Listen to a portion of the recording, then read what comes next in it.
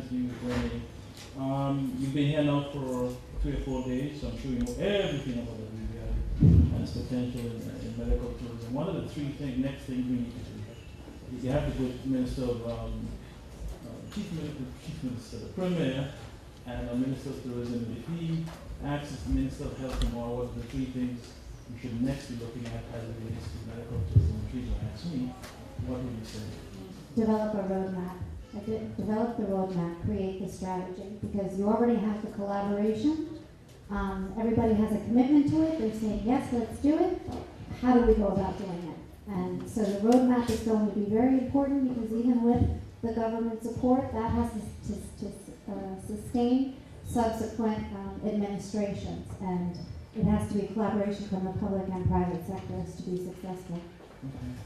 Jamie, I wanted to ask, and something Jamie said, which is very true. I was reading over the last weekend. Marriott has just launched a new brand, specifically for millennials. I think the start is in London, of all places. And Mr. Marriott went over, he looked around, and he says, yes, it's very good, and liked it.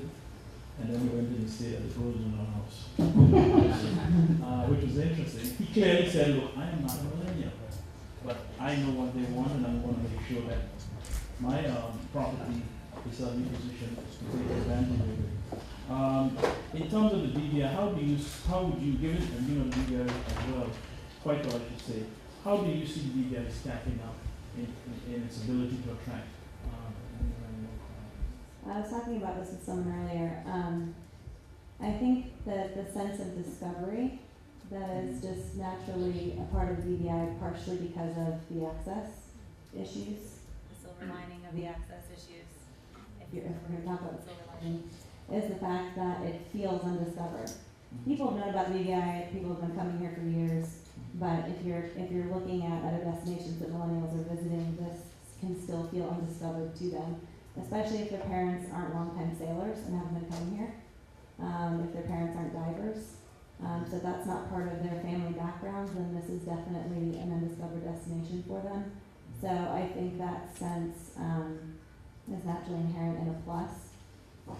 In terms of stacking up otherwise, I think there's an opportunity to delve deeper into research about millennials and take a close look at the brands that are targeting millennials outside of the destination business. Airbnb is doing a phenomenal job. Virgin is doing a great job. And I mean, how are they talking to millennials? And what types of experiences specifically are they looking for that are easy enough to bake into your overall BVI experience? Some of it might be events marketing that you were talking about, Debbie, but the right types of events, you know? There's so many food festivals out there. I mean, the Caribbean itself has so many food festivals. So what's something a little different, or what's a twist on it that appeals to the millennials that is easy enough to execute within the current infrastructure? Okay. One of the things I wanted to say was Jenna's comments that we found in Brazil, which is an area of opportunity actually, is the whole area of entertainment.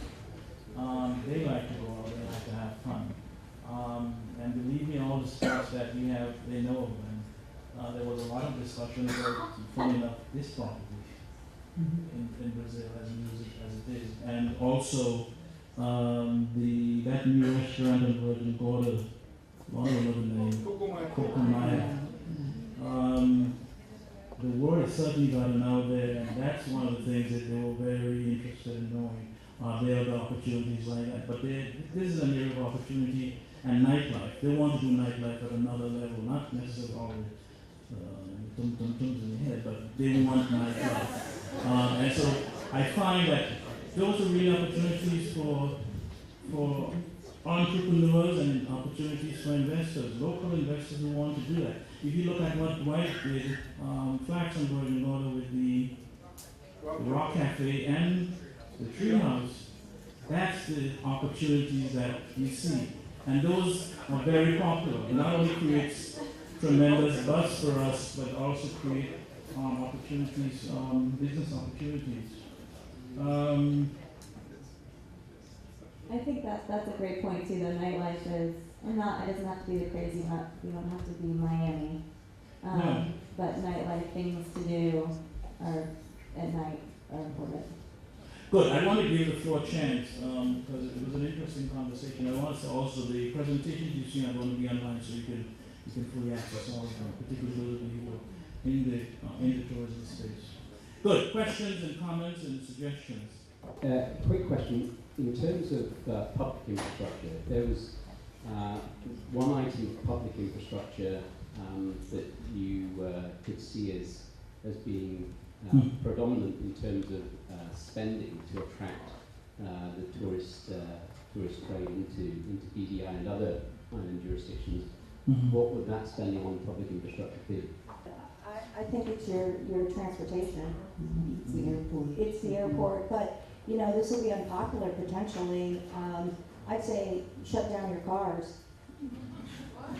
Yeah, exactly. All that traffic, all that stuff is what people are trying to get away from. So free shuttles, free trolleys. I know I said it wasn't going to be popular, but limiting access to all that transportation. All right, she's getting booed off the stage now. No, you're not. This is the place to see what you think.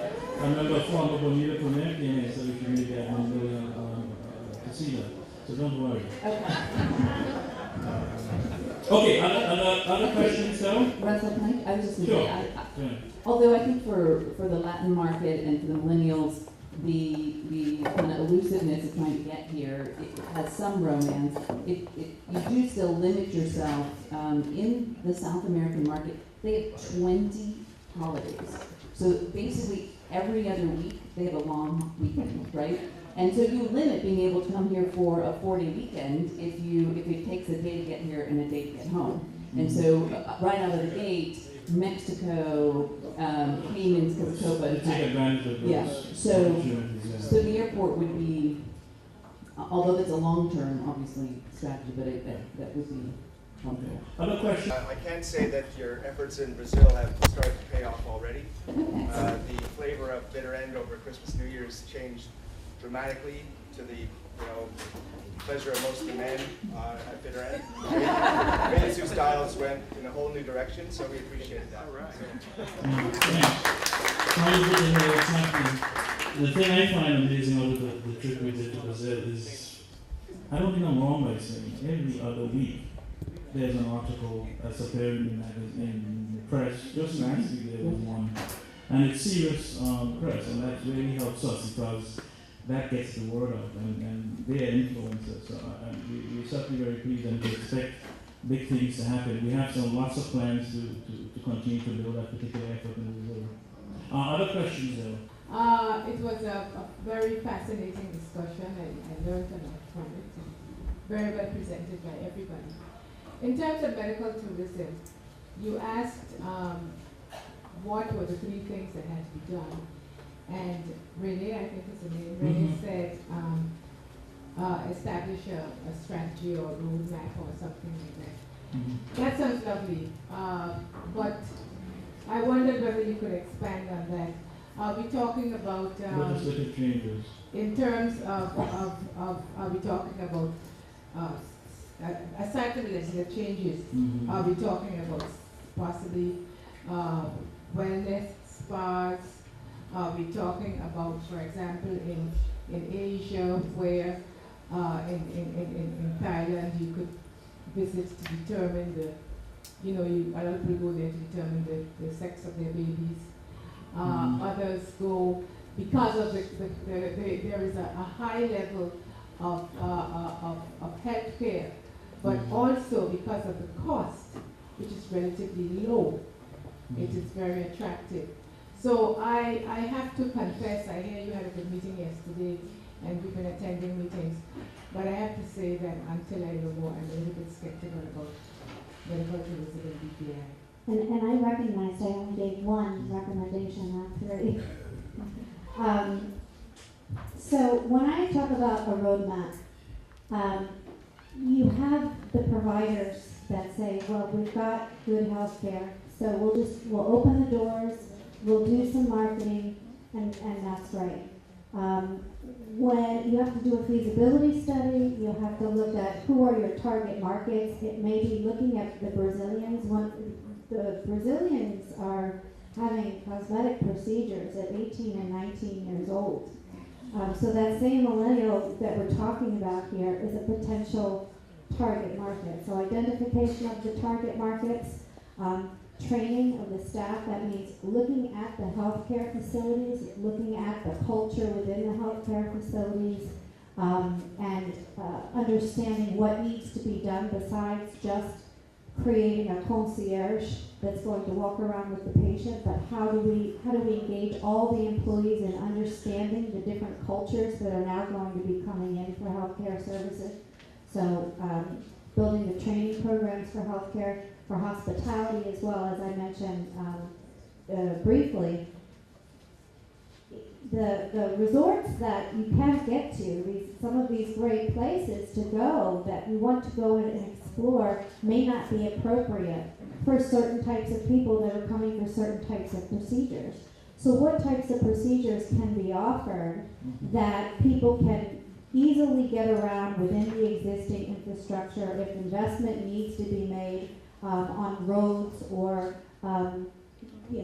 increasing the number of ferries or decreasing the cost of ferries or whatever is going to impact that target market's decision making, that needs to be assessed as well. So if it's physical therapy, if it's gynecology, if it's bariatric procedures, I think there hasn't been done a true assessment of all the healthcare that is to offer. Looking at the resorts that have spas, med-spas, cosmetic clinics that are already receiving patients, where are those patients coming from and how are they getting here? Is it being marketed through the doctors? Is it advertising? And then additionally, I would start looking at the regional market within the Caribbean. What services can be offered here as centers of excellence, like on a center of excellence model, where we are the best of the best for this, as opposed to some other destinations, and how can we attract locally and regionally and provide value for some areas of need where those islands are exporting their patients to Miami or Boston or Houston. And then the last recommendation would be that brand is going to need to be adapted to fit that target market. And most of the information is being gathered on the web. So even if you have a wonderful hospital, patients are accessing information about doctors. They're choosing doctors as well. So the more information you have and the ability to communicate that information to each target market in a way that's easy to them, and for the millennials, through mHealth and apps or easily attainable information, is going to become very important for competitiveness.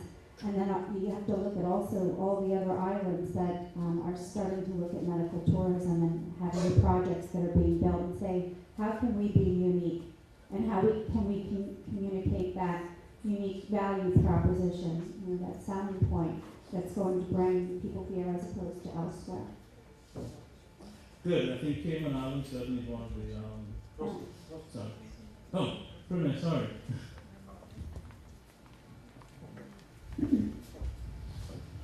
Thank you. I'm impressed with the process that you described for building tourism in Aspen. I think similar to what we did with the Ducks of just Yes. right? And what I'd like to know is how many times did you have to sort of try out experiences for a particular week? Did every time you design something, you have to it happened We keep trying. So, as an example, those 2 weekends we're trying to book in. We did a barbecue festival for one weekend. We did an outside adventure weekend. Neither one of them worked.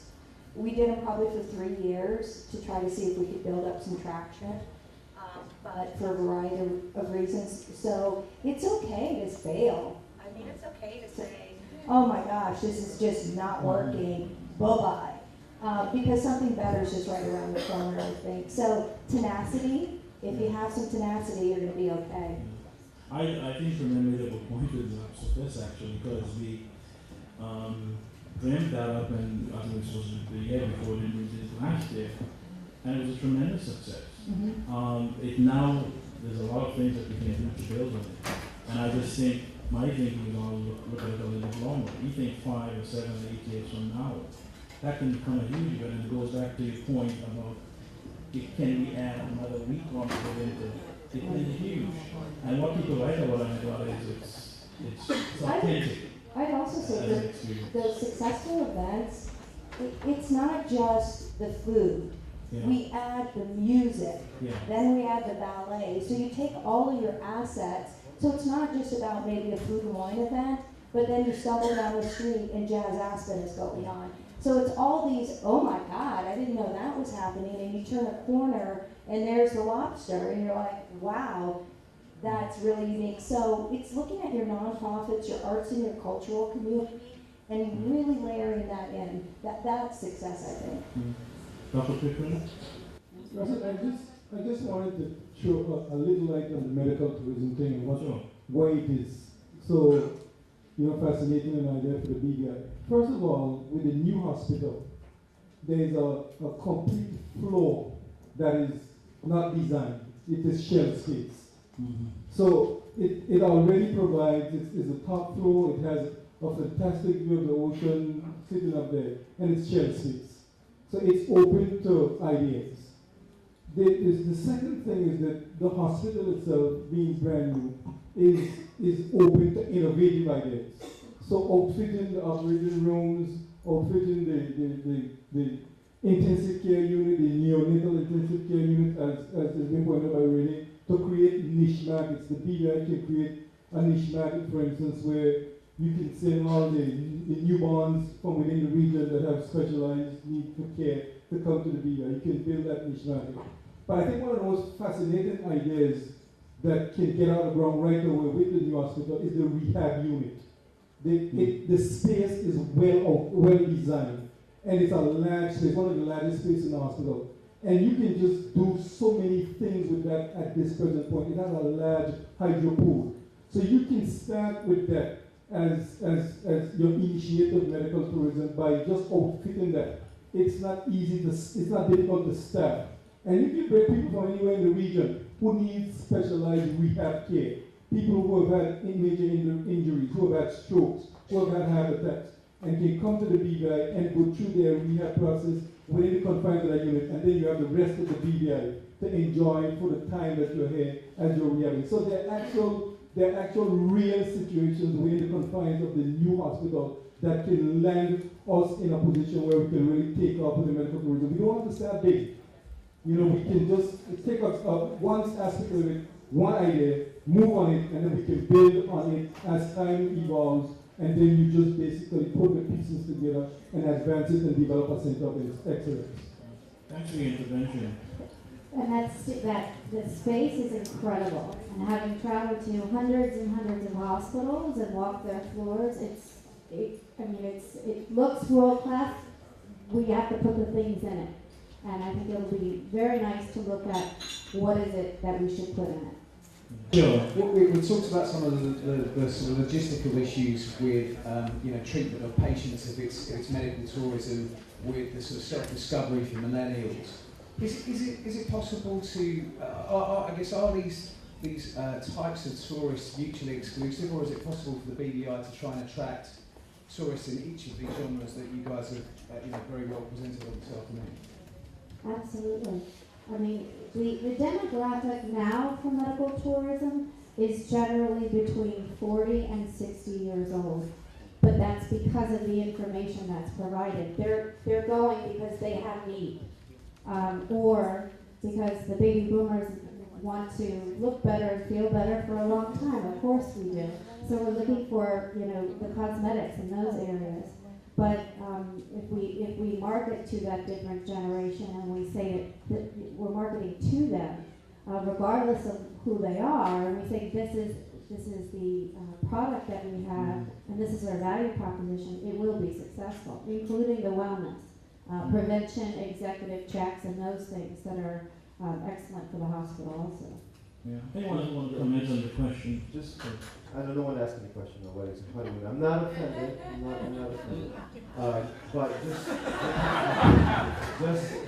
just to elaborate a little bit, because talking about the BVI and how romantic it is, and you have an incredible destination here for destination weddings and honeymoon. And I know that I put some market share slides up there, and BVI wasn't on it. But that does not mean that you're not a desirable destination for destination weddings and honeymoon. I just feel like your strategy needs to be take your tourism assets that you have, just the romance aspect. It's a very romantic place you have here. Look at what your core assets are. If it's the yachting world, then you sort of need to own the weddings on yacht, destination weddings at sea or something. If it's so, you sort of have to sort of know what it is, because these millennials will go above and beyond, because it's all about the destinations first. Then it's the value for the money, and then it's price, and that's sort of how they make their decisions. They don't make their decisions first on money. It's about what the product looks like and what it has to offer. And I feel that the strategy needs to be right on, that fits into your current tourism product, so that you can actually attract these adventurous, these beach-going millennials to your destination. Yeah. There we go.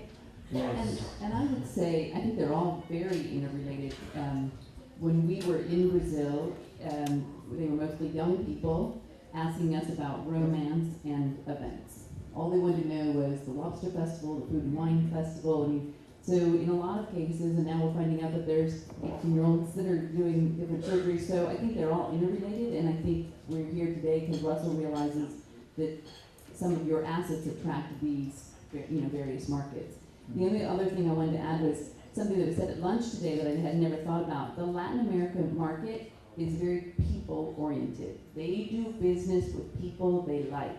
It's very different than the U.S. market, and it's less about the deals and the whatever. And so being down there was a comments earlier this morning, Russell asked the Premier, is it important that he's traveling to Brazil? And in the Brazilian market, it was very important for them to be there, and it's important for them to have a presence.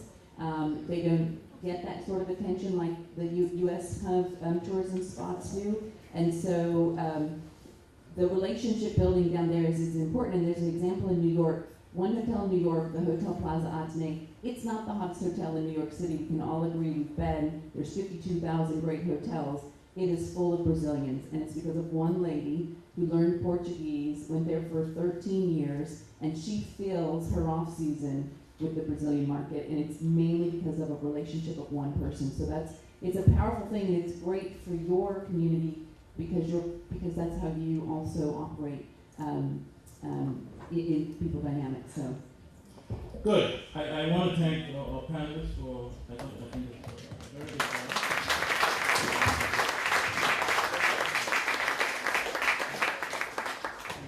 Certainly those of you who are in the hospitality space, the whole idea is to work your appetite. Some of the things we are doing, not my chairman of tours, will happen now at a national level, but we want for you to understand why we are doing it. And we have to look 2-3-4 years out. Don't start now and say, well, it's not happening now, so I'm going to lose my way. You have to stick with it, and it's going to come. Again, going back to what I said, the fundamentals that God has built with BVI are tremendous.